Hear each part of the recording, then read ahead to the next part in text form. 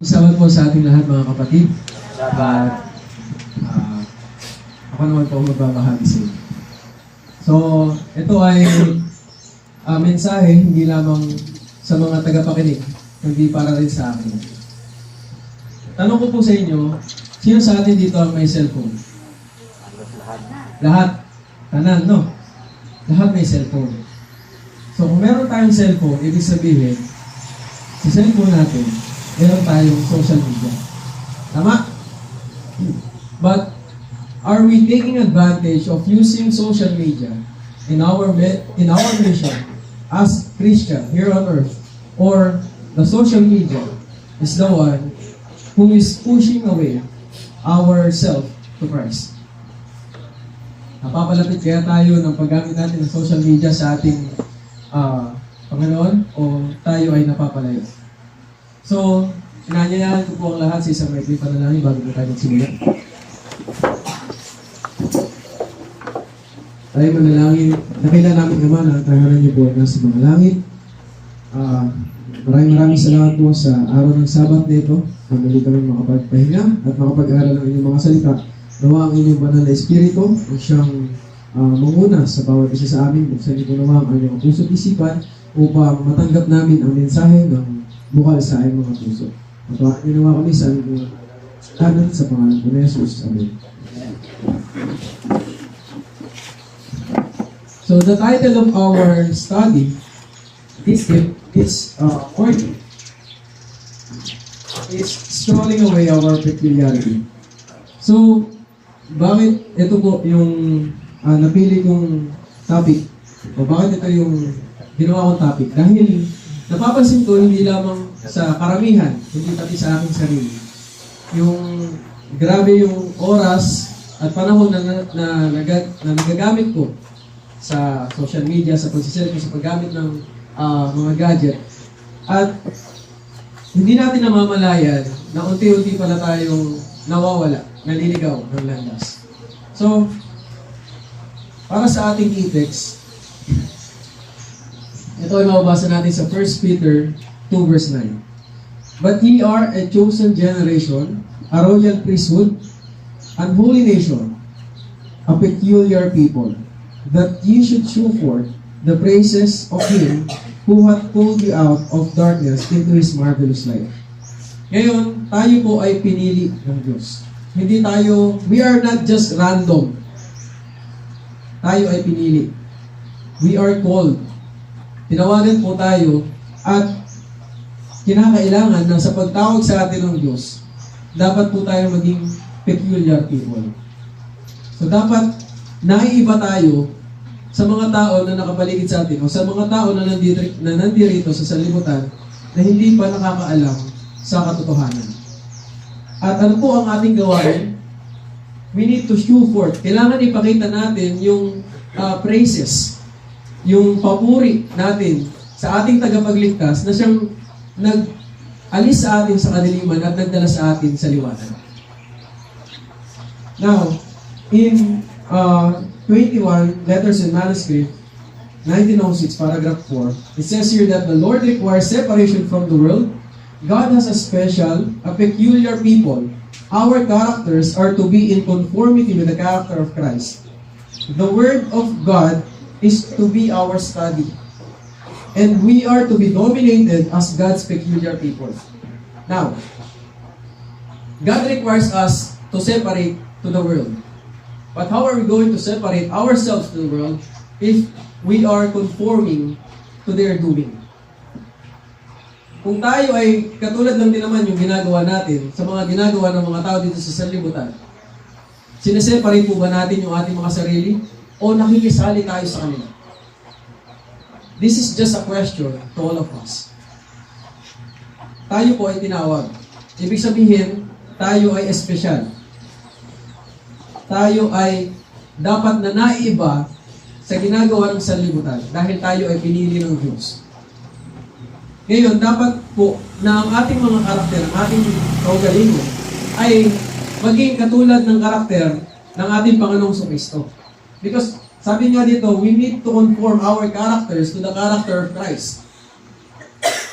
And Anong sabi? Dapat po ba na araw-araw natin dapat gamitin yung ating mga cellphone? Yes. Pwede natin gamitin. But it is our choice kung paano natin gagamitin ang ating mga gadget. Ang sabi dito na, ang salita ng Diyos ang dapat nating pag-aralan araw-araw. Now, meron tayong mga cellphone. At ano yung dahilan kung bakit hindi na natin nadadala yung physical Bible natin? Yung physical hymnal natin? Madalas na dahilan, nasa cellphone ko naman yung Bible. Nasa cellphone ko naman yung hymn. So are we using that Bible? O kahit nasa cellphone natin, naaalikabukan yung mga Bible natin.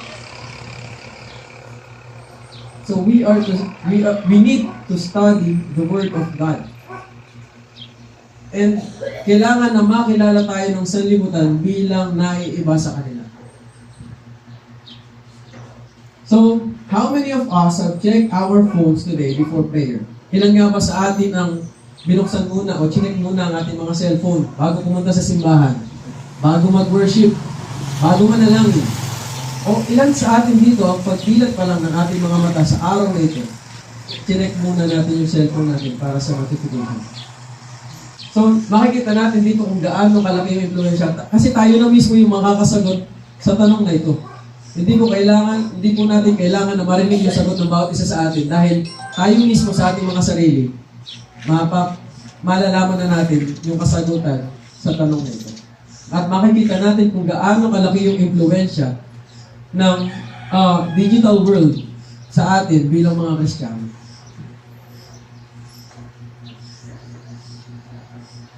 So, we need to understand. We need to understand our peculiar identity.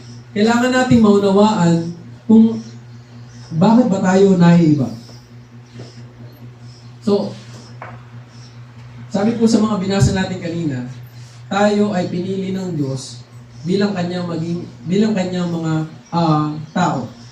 At sa pagpili ng Diyos, kinakailangan na tayo ay maging iba sa sanlibutan. So, what does it mean to be peculiar? Ano nga ba ang ibig sabihin ng peculiar? So, we need to know first the meaning of the word peculiar. Ngayon, kung meron tayong mga dictionary sa ating mga cellphone, kapag sinerge po natin sa dictionary ito, ang lalabas ay strange or unusual. So, kakaiba. Hindi po siya katulad ng mga ibang mga bagay, ibang mga tao. Now, we have a biblical context meaning of this word peculiar. The word peculiar in biblical context, especially when referring to God's people, means something for deeper than strange or unusual. It speaks something special, set apart, and treasured. Kapag po pala sinabi na peculiar people, sabihin nito, tayo po ay espesyal. Tayo ay ibinukod ng Diyos. At tayo ay kanyang tinresyo. Ano po? Sabi nga, tayong lahat, we are unpolished gems. So, ibig sabihin ng unpolished gems, meron pa tayong mga spot, meron pa mga dumi sa atin. Pero, tayo po ay gem. Ibig sabihin tayo ay kayamanan. At bilang kayamanan ng Diyos, kailangan nating protektahan yung value natin sa harapan ng Diyos. If we're going to conform to the world, are we protecting our value in the sight of God? O pinapabayaan na lang natin? So, sabi po sa First Testimony for the Church, page 283, paragraph 4, the calling and character of God's people are peculiar. Their prospects are peculiar. And these peculiarities distinguish them from all other people. Ngayon, sa mga tinawag ng Diyos, which is tayo, mga Kristiyano, are we calling ourselves Christian? And what it means to be a Christian? We need to follow Christ. Kaya nga merong Christ dun sa Christian. Kasi we are the follower of Christ. Now, as a follower of Christ, we need to reflect the character of Christ in our lives. And para maipakita natin, o kapag naipakita na natin ang karakter ng ating Panginoong Kristo sa ating mga buhay, makikita sa atin ng sanlibutan na tayo ay iba. Which means magiging, o may isa sa kabuhayan na natin yung pagiging peculiar natin. Their prospects are peculiar. Yung ating mga pananaw ay kakaiba sa pananaw ng sanlibutan. Now, if we are using our phones 24/7, if you are holding our phones every day and using social media, sino kaya yung nakaka-influensya sa atin? We need to understand that kung ano yung palagi nating nakikita, na-apply po yan sa ating mga buhay. At sabi pa nga po dito na these peculiarities o itong mga pagiging kakaiba natin sa mga pananaw, sa pag-iisip, sa mga pananalita, sa pagkain, sa araw ng ating pagsamba, at sa ating pananamit, this will distinguish us from all other people. May separate natin yung ating mga sarili kapag naiiba tayo sa mga tao. Ngayon, makikilala mo ba natin ang mga Mormons kahit hindi natin sila kakilala sa Paano natin sila makikilala? Dahil sa mga pananamit nila, di ba? Mga nakaputing long sleeve, may necktie na pula. Kaya ang mga Muslim, nakikilala mo ba natin sila kahit hindi natin sila kakilala na sila ay Muslim? Paano po natin sila makikilala? Sa mga pananamit nila. Ngayon, makikilala po ba natin ang Seventh-day Adventist kapag nandito tayo sa maraming mga tao?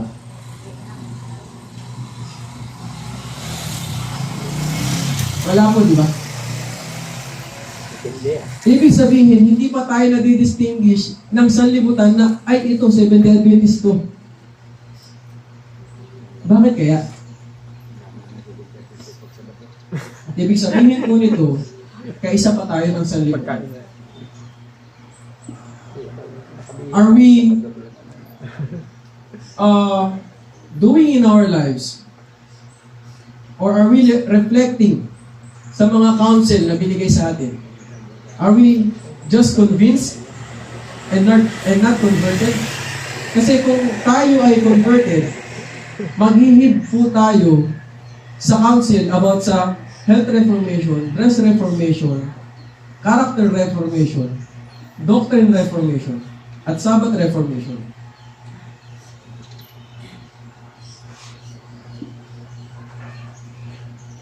Ngayon, then what is the purpose of our peculiarity? The purpose of our peculiarity is to reflect God's character. That is the very purpose na tayo ay dapat naiiba sa sanlibutan. We need to be different in motive. We need to be different in conduct, in values, in appearance. Kasi nga, di ba, sabi ko po sa inyo kanina na kung hindi tayo naiiba sa mga appearances ng mga tao sa sanlibutan, madidistinguish po kaya nila tayo na yan ay Seventh-day Adventist. So, we need to shine in contrast to this dark world. Paano tayo magiging liwanag kung nakikiisa rin naman tayo sa ginagawa ng sanlibutan? Then we are just walking to the pit of darkness. Kapag nagpatuloy tayo at nagpatuloy sa pagsunod, sa mga pag-follow natin, sa mga nakikita natin sa social media. Reminder, is a reminder na kailangan po nating bantayan ng ating mga sarili. Maaaring akala natin hindi tayo nai-influensyahan, pero unti-unti na po pala tayong nahuhulog sa silok ng kawan. Tayo po dito sa Letters and Manuscript, 1899. Christ came to this world to be our pattern, to show by precept and example the characters all must have. Now, ano po uli yung tanong? Then what is the purpose of our peculiarity? This is the purpose of our peculiarity, to show the world the character of Christ. To show the world that we are following our pattern. And if we're not following our pattern, then naipapakita po ba natin sa sanlibutan yung pagiging kakaiba natin? Are we showing to the world that we are true Christians? Are we showing to the world na sinusunod natin yung mga salita ng Diyos? So, sabi sa Life Sketches 1888, let your works show that you are God's peculiar people and that you have a peculiar work. The last message of mercy to the world. Let your works show to those around you that this world is not your home. Hayaan po natin na ang ating mga gawa ang magpakita sa sanlibutan na tayo ay naiiba kaysa sa kanila. Na meron tayong gawain. And this last work is to bring them, is to share them, the last message of mercy. Now, these works of us, itong gawain natin na ito, na pagpapalaganap ng mensahe, na pagpapakita ng karakter ng ating Panginoon, ang siyang magpapakita sa sanlibutan na tayo ay naiiba sa kanila. So, the influence of social media. Social media is not inherently evil. Tama? Hindi naman talagang masama gumamit ng social media. If the news feed that we're scrolling are all about inspirational message na galing sa Bible, then it is not inherently evil. Pwede mo siyang magamit sa tama. But it is a powerful medium of Satan that often carries worldly philosophies. Pero itong social media ang siyang isa sa mga gamit ni Satanas para madala tayo sa mga makamundong kasabihan. People are discipled more by influencers than Jesus. Marami sa atin, kahit sa loob ng ating mga simbahan, ang mas naiimpluwensyahan pa ng social media kaysa maiimpluwensyahan ni Jesus. And what are those worldly philosophies? Ano nga ba yung mga makamundong kasabihan? Sabi dito na, follow your heart. Sundin mo lang yung puso mo. Kung anong tinitibok ng puso mo, sundin mo lang.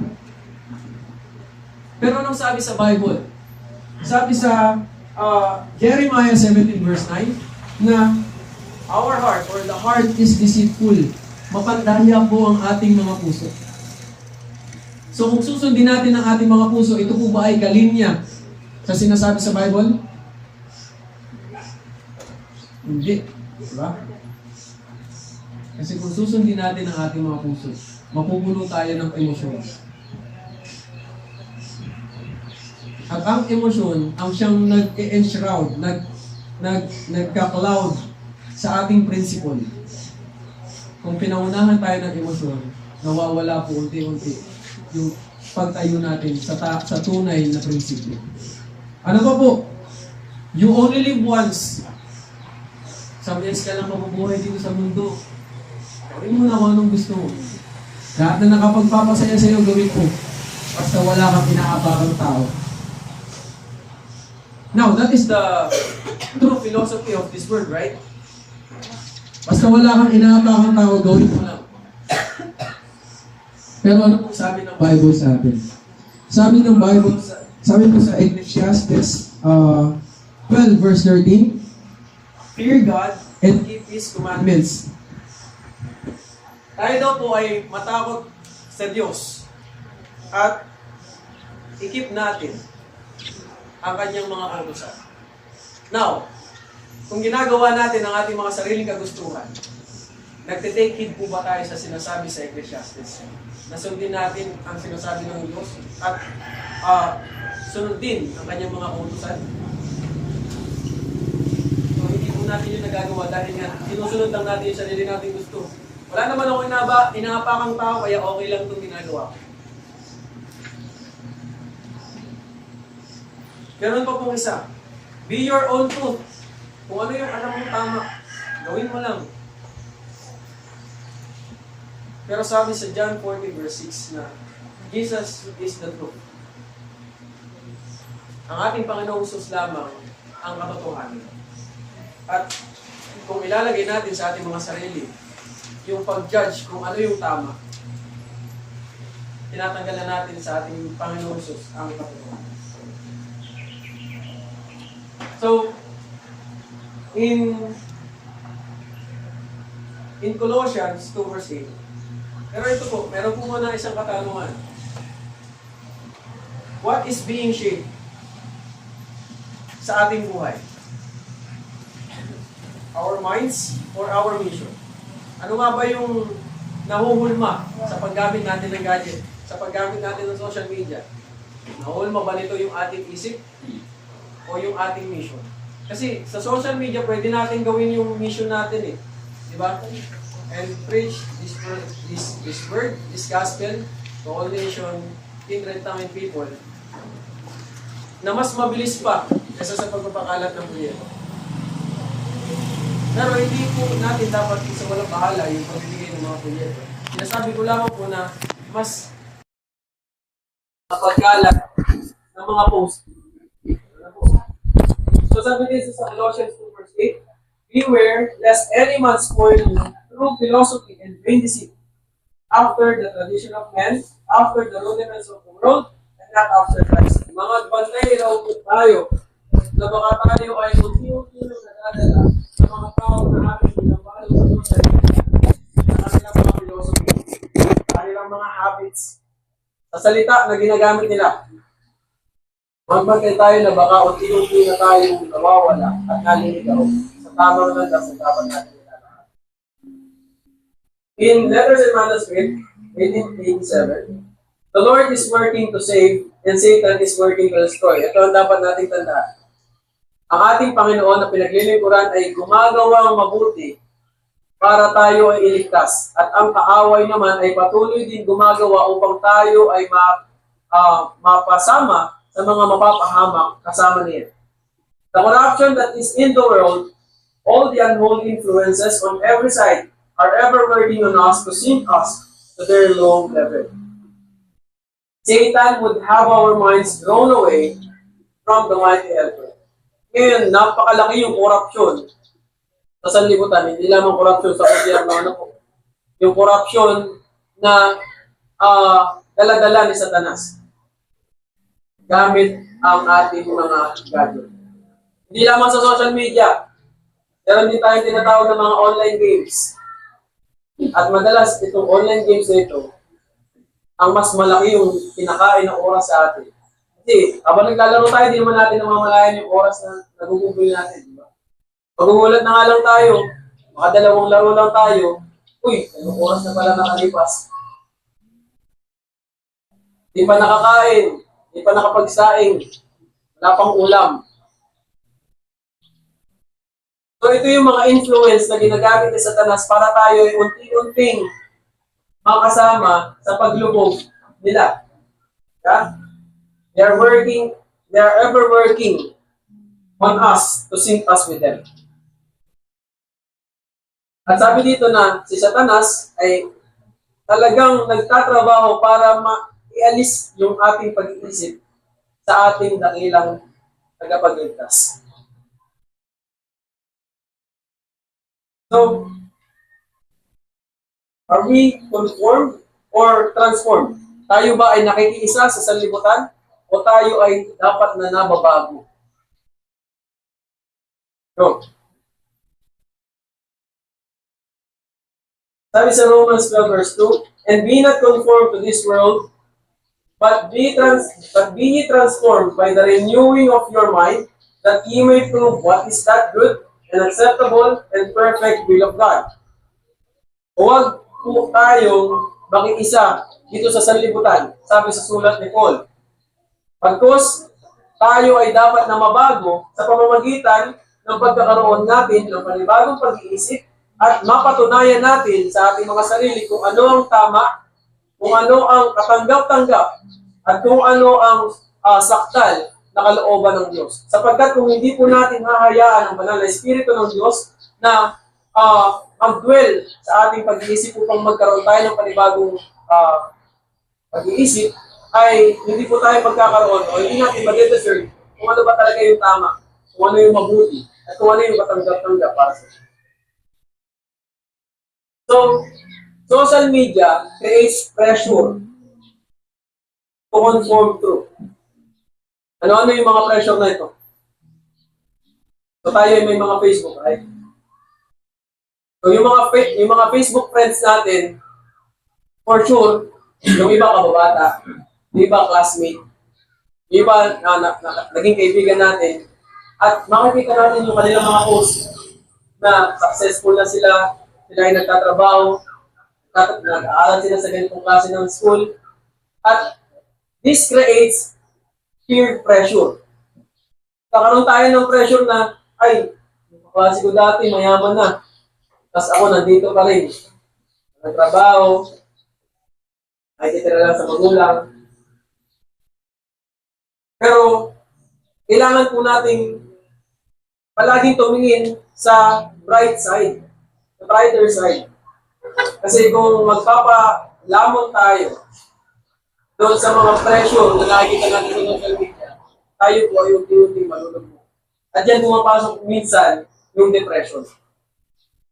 Dahil nga hanggang ngayon, hindi ka pa nakakaangat sa buhay, yung mga klase mo, mayaman na, nagtatrabaho na sa mga magagandang kumpanya, eh na-depress ka kasi nasa bahay ka lang. Tambay.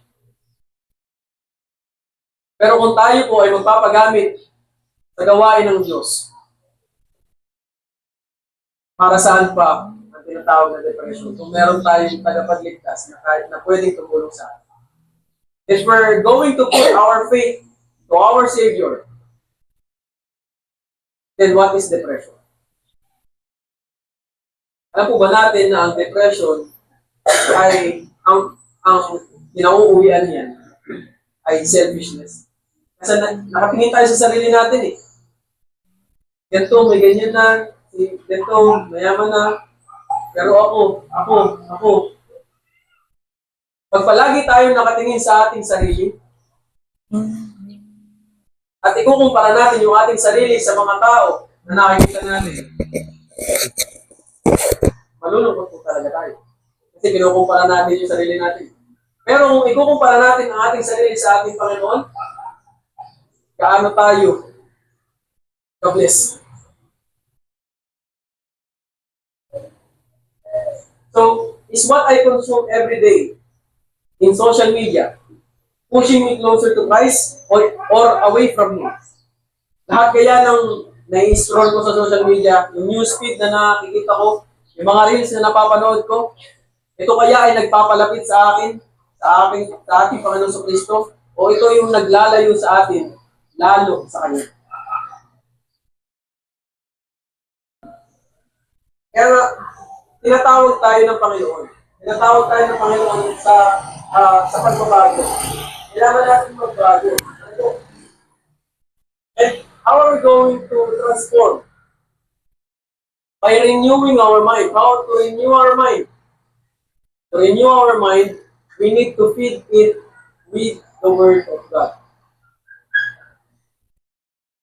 We need to pray more and sincerely. And we need to attend this kind of fellowship. Para makita natin na, ay, kahit pala ganito, malakas pa rin sa pananampalataya. Para ganahan tayo lalo magsimba. Para makapakinig tayo ng mga testimony na ng mga tao na mayroong mga mabibigat na problema na nakaahon sila dahil sa biyaya ng Diyos. So we need to renew our mind. Sabi sa Psalms 1 verses 1 and 2, Blessed is the man that walketh not in the counsel of the ungodly, nor standeth in the way of sinners, nor sitteth in the seat of the scornful. But his delight is in the Lord, is in the law of the Lord, and in his law that he meditate day and night. So mapalad po ang tao na hindi lumalakad sa lakad o sa daan ng mga taong hindi makadiyos. Mapalad din ang mga tao na hindi tumatayo sa daanan ng mga makasalanan. Mapalad ang mga tao na hindi nakikiisa dito sa sanlibutan. At kung hindi natin ginagawa itong mga bagay na ito, ano daw po dapat natin gawin? We need to be delighted in the words of God. We need to meditate to His law, to His commandments, para tayo ay lumago at para tayo ay magkaroon ng renewal of mind. In Letters and Manuscript, 1902, it is conformity to the world that is causing our people to lose their bearings.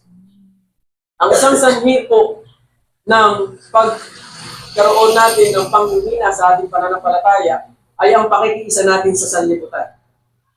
It seemed as if we're stealthily moving closer and still closer and gradually but surely stealing away the identity of God's Word by leading our brethren to conform to worldly policies. Now, ganito, si Satan ay parang isang magnanakaw. O hindi parang, kahit talagang magnanakaw. Na unti-unting lumalapit sa atin na hindi natin namamalayan. Na tayo pala ay unti-unting niyong pinagkalayo sa ating tagapagligtas. At kapag ito ang nangyari, makakaahon po ba tayo sa sarili natin? Makakabalik po kaya tayo sa sarili nating gawa? So, sa pamamagitan lamang po ng Banal na Espiritu, ang bawat isa sa atin ay makakapanumbalik sa ating pananampalataya. Now, kung hindi tayo mag-take it, kung hindi natin pakikinggan ng Holy Spirit ng Diyos, maaaring hindi po tayo makabalik sa ating pananampalataya at manatili tayo na nakikisa dito sa sanlibutan. At maabutan tayo ng ating Panginoon na nakikipagkaisa sa kanila. So, we need to watch ourselves. So, how to remain peculiar in this digital world? Paano nga ba natin mapapanatili yung ating pagiging kakaiba sa libutan dito sa digital world dito? Nakalamak yung gadgets, yung social media, na siyang nag-i-influence sa atin.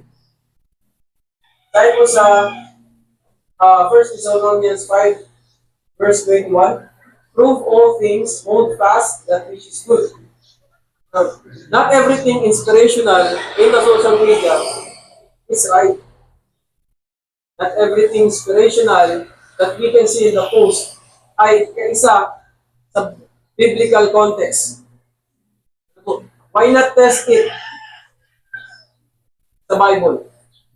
At hindi natin tignan. Kasi madalas parang may nakita tayong post na, uy, tama naman to, pwede naman natin itong i-apply sa buhay natin. Pero bago natin gawin to, i-check muna natin sa Bible kung magiging kaisa ba ito ng prinsipyo ng Bible. Ano pa po? We need to use the Bible as our lens. Gamitin natin yung Biblia na subukin yung mga nakikita natin sa social media. Kasi madalas, kung ano yung trending, kung ano yung maraming like, yun yung ginagawa. Ay, trend ko ngayon. Gawin sa kaya to. Kung ano yung trending na pagkain, na salita, na panoorin, yun yung na-apply sa ating mga buhay. Okay, we need to prove all things. And we need to hold fast to what is truth. At sabi ko po sa Philippians 4 verse 8, it is to protect ourselves. Finally, brethren, whatsoever things are true, whatsoever things are honest, whatsoever things are just, whatsoever things are pure, whatsoever things are lovely, whatsoever things are of good report, if there be any virtue and if there be any praise, think on these things. We need to rely to the truth that is in the Bible. We need to see the honest. And kailangan malaman natin kung ano ba talaga yung katotohanan, kung ano yung dalisay, kung ano yung tama para sa atin na ma-distinguish kung magiging kaisa ba ito ng prinsipyo ko sa pananampalataya kapag ito ay nakita natin sa social media. So, we need to think on these things. Ano mga kapatid? So, sa gamit natin ng social media, meron tayong mga pina-follow, right?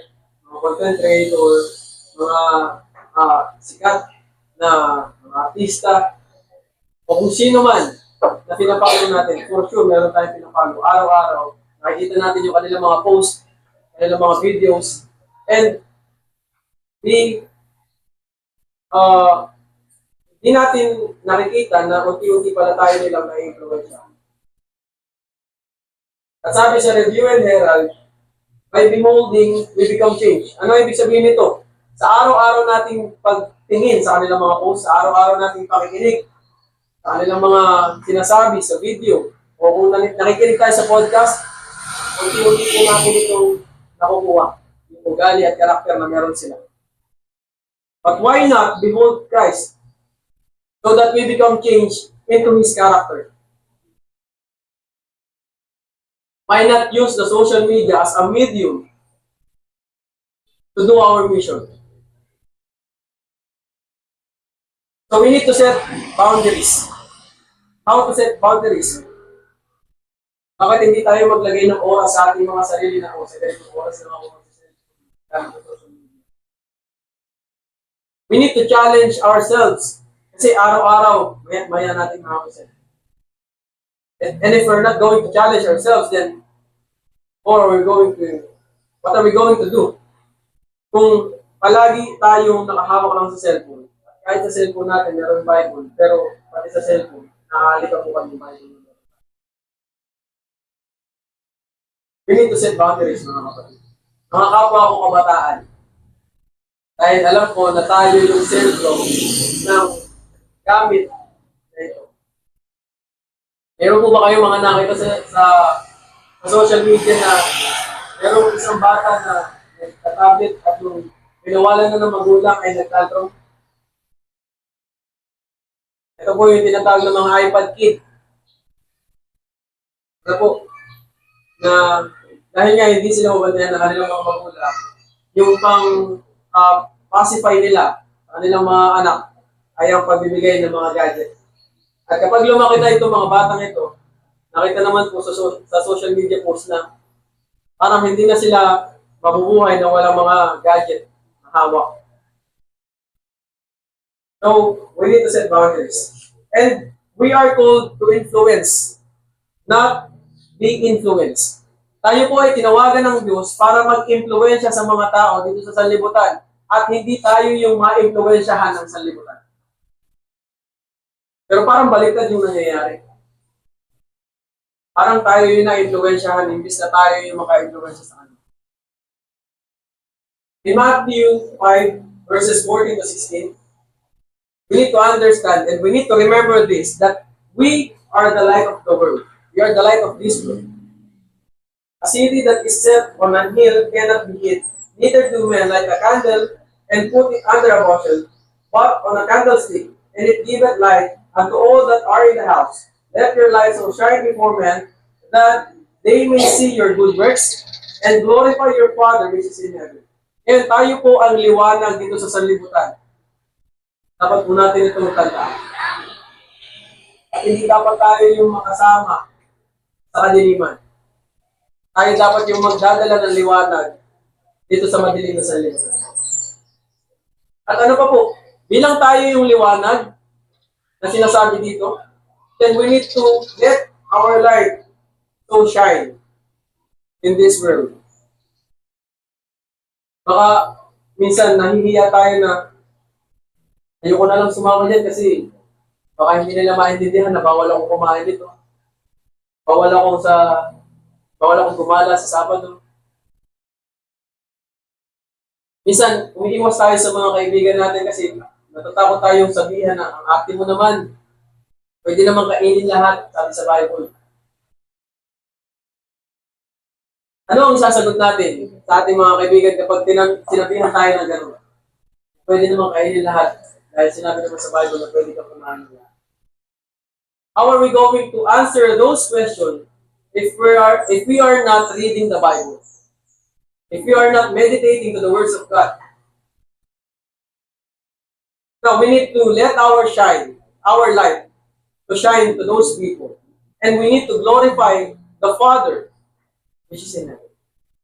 And how are we going to glorify Him? Sabi sa 1 Corinthians 10 verse 31, whatsoever you eat or drink or Whatsoever you do it to the glory of God. Dapat natin gawin lahat ng bagay para sa ikaluluwalhati ng Diyos. Ngayon, kapag tayo po ay gumamit ng social media at ginamit natin ito sa mali, are we giving glory to the Father? O ini-indulge lang natin yung mga sandali na tayo ay gumagamit ng social media? Sabi sa Ministry of Healing, page 470, we have a mission. Ano po? And we can use this social media to do this mission. We can share Bible verses, we can share inspired written works, and we can be a missionary in this digital world. We can be a missionary online. At yun nga po yung ginagawa ng RBMP, ng ASDA, na makapag-share ng salita ng Diyos sa pamamagitan ng mga online programs. At ito yung isa sa mga gawain na pwede natin gawin para maging missionary tayo online. So, in Ministry of Healing, no other influence that can surround the human soul has such power as the influence of an unselfish life. Walang kahit na namang influensya dito sa libutan ang nakakapag-influensya sa mga tao, kundi ang pagkakaroon ng hindi makasariling buhay. And we can influence others to show them that we are unselfish, that we have unselfish life. And the strongest argument in favor of the gospel is a loving and lovable Christian. And sa mundo ng social media, why not be a Christian? Why not conform to our Lord and not to this world? Why not use the social media in good? And para po sa aking last verse na babasahin, sabi po sa Psalms 119, verse 37, turn away my eyes from beholding vanity, and quicken thou me in thy way. Ngayon sana ito ang maging dalangin ng bawat isa sa atin na ilayo nawa ng Diyos ang ating mga mata, ang ating mga puso at pag-iisip sa mga bagay na walang kabuluhan. Pagkos ilagay niya tayo o tulungan niya tayo na makafocus sa mga makalangit na bagay. Tulungan niya sana tayo na makafocus sa kung ano yung tunay na mission natin dito sa salibutan. And our true mission to this world is to share the gospel. Nasa atin po ang pagpili. Inilatag ng Diyos ang lahat. Death and life, blessings and curses. Blessings and cursing. Sabi ng Diyos, then choose life.